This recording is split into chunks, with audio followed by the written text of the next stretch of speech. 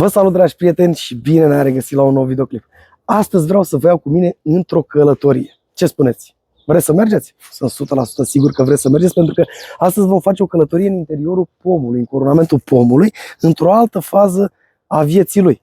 Pentru că, așa cum ați văzut în multe materiale de ale mele, v-am prezentat elementele structurale ale pomului atunci când ele erau în stare latentă, când mugurii nu erau atât de bine definiți, când vă trebuia o oarecare experiență să vedeți exact despre ce este vorba atunci când vorbeam de ramuri de rod în devenire, de ramuri de rod propriu-zise, cum fructifică pomul și așa mai departe. Ei, acum, în acest moment, toate aceste elemente structurale au început să-și dezvăluie secretele. Au început să apară rozetele de frunze, au început să apară inflorescențele în părțile terminale a celor elemente structurale de rod, ale acelor ramuri de rod propriu-zise care vor fructifica anul acesta. Iar acum este momentul potrivit ca dumneavoastră să vedeți și împreună să observăm care sunt secretele pomului și să vedem ce am lăsat în urma tăierilor. Ce spuneți? Mergeți cu mine în această călătorie?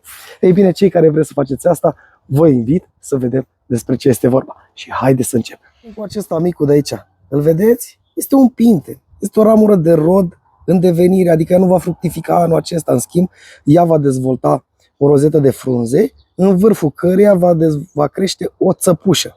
Care este țăpușa? Este cea de lângă, care la rândul ei este o ramură de rod propriu-zis, adică va fructifica chiar în anul acesta. Iar în vârful ei va dezvolta o rozetă de frunze și o inflorescență. Între 4 și 8 muguri floriferi. Dacă aici avem 4 muguri floriferi, ia să vedem, aici avem 1, 2, 3, 4, 5 muguri floriferi.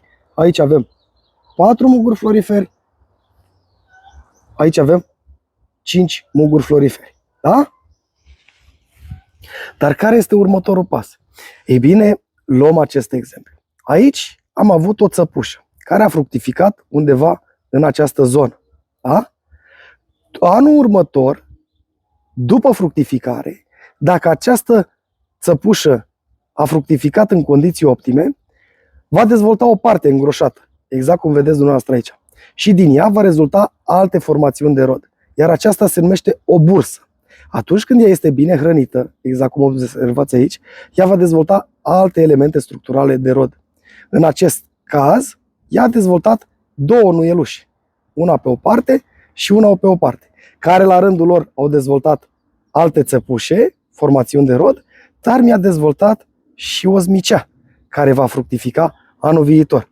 La fel și în acest caz aici, această tăiere reprezintă o normare a rodului, iar această bursă de rod sunt primele formațiuni complexe dintr-un măr în care avem fructificare. Curios, nu? Pe mine mă fascinează oarecum cum de la o formațiune atât de mică de nivelul pintenului a putut dezvolta acea țăpușă care a fructificat în anul 2. Și acea țăpușă, după aceea, după fructificare, acolo unde au fost legate fructele, a dezvoltat acea parte îngroșată, din care dezvoltă alte două ramificații. Acea parte îngroșată reprezintă depozitul creat de pom de substanțe nutritive, de rezervă. El oarecum acolo depozitează toate substanțele necesare pentru ca acea bursă, care provine din țăpușă, să poată hrăni eventuale alte formațiuni predominant de rod. Așa cum am văzut, acele nuielușe, pe structura cărora au apărut alți pinteni, alte țepușe, ba chiar și acea zmicea care va fructifica anul viitor. Este ca și cum ai vedea un boboc de floare care începe ușor, ușor să se dezvolte. Și plecând de la acel pinten mic, am văzut acele formațiuni. Dar ce se întâmplă? Care este următorul pas? Este unul foarte frumos. Haideți să vă arăt. Ia uitați această bursă. Da? Partea aceea îngroșată care vă spuneam eu că este un depozit de substanțe nutritive și ramificațiile pe care fructifică din nou. Observați? Și când stați și vă gândiți că și aici cândva a fost o parte din aceasta îngroșată, un depozit de substanțe nutritive și din ea, uitați ce s-a întâmplat. Uitați câte formațiuni de rod au început să se dezvolte. Vedeți? Și dacă ne întoarcem puțin în timp și o luăm înapoi pe această ramură unde avem diferite burse de rod, adică mai multe burse de rod, exact cum vedeți dumneavoastră aici, și mergem înapoi în timp, o să știm că aici cândva, aici în această zonă, ce a fost? Păi nu a fost nimic altceva decât o bursă care a plecat dintr-un pinte. Da? Și ea, după ce s-a dezvoltat pe parcursul mai multor ani, a dezvoltat această formațiune complexă pe care o vedeți dumneavoastră aici, care se numește vatră de rod. Vatră care nu este nimic altceva decât o adunătură de burse la un loc. Și din acel pinten, asta se creează. Treptat, ușor, ușor, acesta va dezvolta aceste ramuri complexe, aceste vetre de rod. Dar ce s-ar întâmpla dacă dumneavoastră n-ați cunoaște elementele structurale ale pomului și ați veni și ați elimina acel pinten? Sau mai rău, ați merge în această bursă și ați elimina acele nuielușe sau acele țăpușe. Ar mai putea pomul să dezvolte așa ceva? Nu. Ei bine, de aici vin acele greșeli de tăiere. Necunoscând elementele structurale ale pomului și căutând să creăm o formă cât mai frumoasă a acestuia, venim și stricăm foarte mult în coronamentul pomului. Și tocmai de aceea trebuie să cunoaștem elementele structurale. Care sunt ele? Așa cum am spus, creșterile viguroase, verticale, anuale, sunt lăstari de tip lacum care consumă seva pomului și aceia trebuie îndepărtați, eliminați la inel total. Ramurile care sunt de vigoare mai mică, 15, 20, 25 până la 40 de cm, care cresc la un unghi mai mic, mai spre orizontală, acelea trebuie lăsate, pentru că acelea sunt ramuri de rod în devenire, cum ar fi zmiceaua. Bine, acelea pot fi rărite oarecum, dar întotdeauna în vârful unei ramuri, în prelungirea unei ramuri din acestea, vom găsi o zmicea, de obicei, la care, dacă dorim să prelungim această vatră de rod, avem dreptul să-i facem o scurtare pentru a forța ramificațiile. Da? Deci cam asta se întâmplă în interiorul pomului. Dar cel mai important, cel puțin la măr, trebuie să știm un singur lucru. El fructifică numai în părțile terminale. Vreți să vedeți? Haideți să vedem. Și așa cum am spus, nu o să găsim inflorescență decât în părțile terminale. Și dacă ne uităm aici bine, nu este pe ramură, dar este pe o țăpușă și este în partea terminală fructificarea. La fel cum observăm și în această parte, pe această nuielușă, da? Fructificarea are loc în partea terminală. Cineva ar fi putut să vină să scurteze, ar fi eliminat rodul. Nu este un lucru bun. Și oriunde am merge în coronamentul pomului vom vedea că părțile terminale întotdeauna ale ramurile fructifică, cel puțin la măr, da? Este foarte important acest aspect și tocmai de aceea nu avem voie să facem scurtări la părțile terminale decât acolo unde facem prelungiri ale ramurii principale sau acolo unde facem scurtări, dar scurtările le vom face prin transfer la o ramură de rod, exact cum este aceasta aici. Iar acei muguri terminal pe care i-ați văzut dumneavoastră atunci când ați făcut tăierile la pomi, un pic mai umflați, aceștia sunt mugurii florifere. Aici dezvoltă inflorescența, acea rozetă de frunze și acea grupare de muguri floriferi. Până la 8 muguri floriferi pe care îi putem găsi în coronament.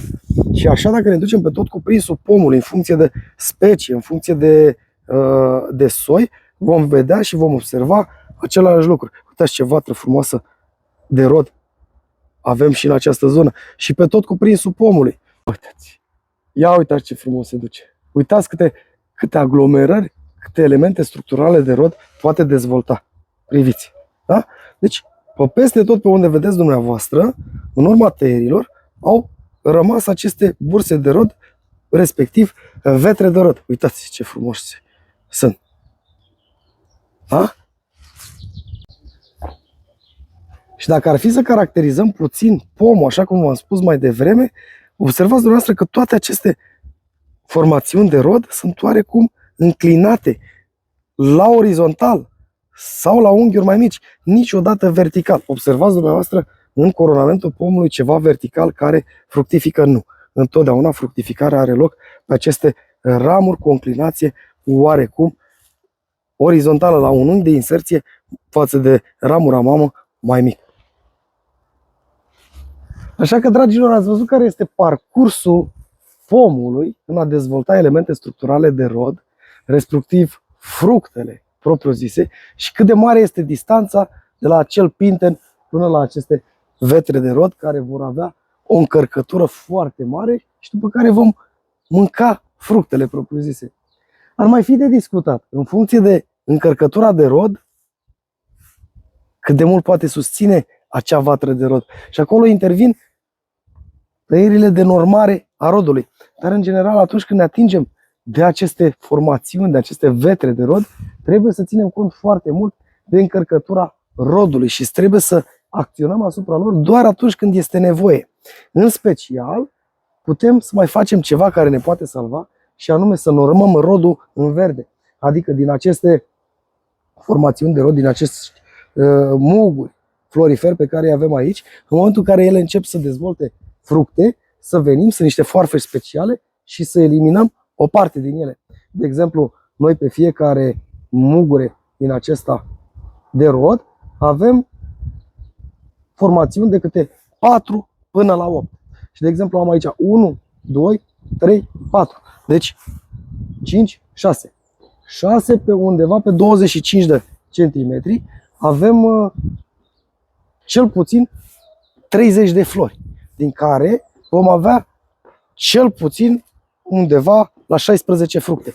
Ei, noi putem să lăsăm aceste fructe aici și în momentul în care ele încep să se dezvolte, unele se vor dezvolta mai mult și unele se vor dezvolta mai puțin. Noi venim cu acea forfecă și le eliminăm pe cele care se dezvoltă mai puțin. Și astfel încât ne gândim că în câte kilograme sau câte sute de grame poate susține această ramură și atunci când noi nu știm cum să intrăm exact în vatra de rod, putem să facem o urmare a rodului la fructe. Ceea ce ajută și pomul și ceea ce ne scutește și pe noi de o muncă în plus sau de eventuale greșeli pe care le putem face atunci când tăiem. Dragilor, sper că v-a plăcut călătoria mea. Nu am făcut una prea complexă pentru a nu vă bulversa foarte tare. În schimb, cam aici se termină seria materialelor despre pomii fructiferi și despre tăierile la pomii fructiferi și detalii referitoare la fructificare, elemente structurale de rod și așa mai departe, pe anul 2023. Vom mai face câteva materiale în vară în care vom prezenta diferite informații ce țin de tăierile în verde sau diferite tehnici speciale, dar până anul viitor, cel puțin despre tăieri sau despre elementele structurale ale pomului, nu vom mai discuta. Vor urma o serie de materiale despre stropirile bio, despre metode bio folosite, intrăm pe grădinărit, intrăm pe flori, intrăm pe alte sfere de activitate, dar totodată mergem și după ciuperci, ne distrăm și vom face tot felul de materiale care să ne încânte. Iar până atunci, eu vă doresc toate cele bune. V-am pupat!